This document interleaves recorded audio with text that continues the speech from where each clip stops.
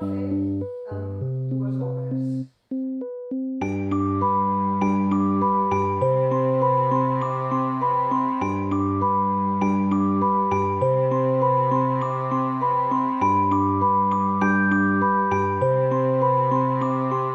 Per nosaltres és molt important celebrar el Dia de la Dona. Aquest any 2017, el 8 de març, fa 2 dies, vam homenatjar a Mercè Bayona, que avui tindrà un tracte especial al llarg de la jornada, que és una poetessa de Sant Esteve d'en Bas, mare de 7 fills i autora de més de 160 poemes publicats. I un dels col·lectius que tenim a la Vall, que moltes vegades ha estat a l'ombra i que té un potencial enorme, és el col·lectiu de la dona.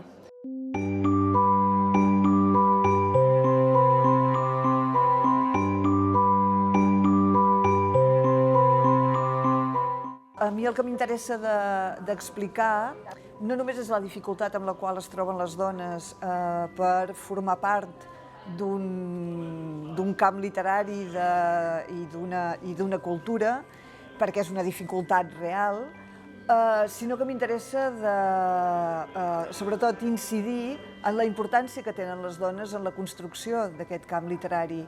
Entre d'altres coses perquè quan parlem de literatura catalana sense fer marques de gènere, sempre diem el mateix. A la literatura catalana hi ha 2 grans escriptores que segurament passen pel davant a qualsevol altre home, que són Víctor Català, amb la seva novel·la Solitud, que ningú no discuteix que sigui una de les grans novel·les de la literatura catalana, i jo diria més enllà fins i tot de la literatura catalana, i després tenim Mercè Rodoreda, que és la gran escriptora de la literatura catalana contemporània.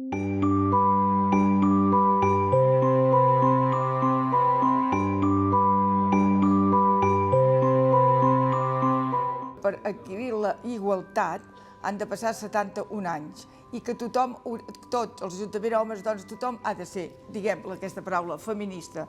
Tots els que formem part, diguéssim, de la societat, ajuntaments, diputacions, consells comarcals, tots els que tenen l'Institut Català de la Dona, tots els que tenen possibilitats de fer alguna cosa, ho han de fer-ho.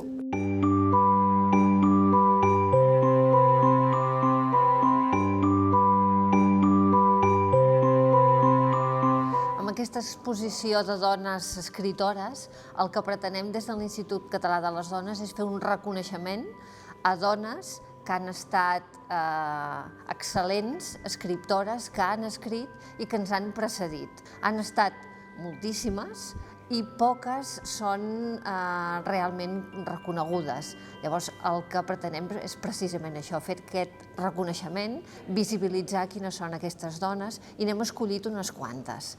Llavors, aquí teniu aquesta mostra d'aquestes dones amb molt talent, amb una obra realment especial, i que d'alguna manera us convido a conèixer-les amb elles i a conèixer la seva obra i a llegir en català. Pobles com tu a Catalunya convindria haver trobat, gent que de tu mai s'allunya, sense vergonya, l'eina punya tot el dia sense parar.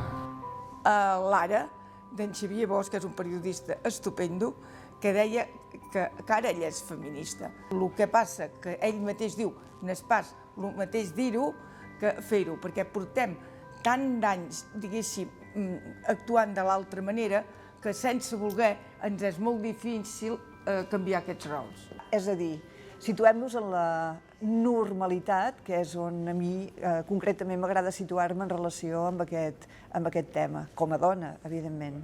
No ha de ser una utopia, ha de ser una realitat.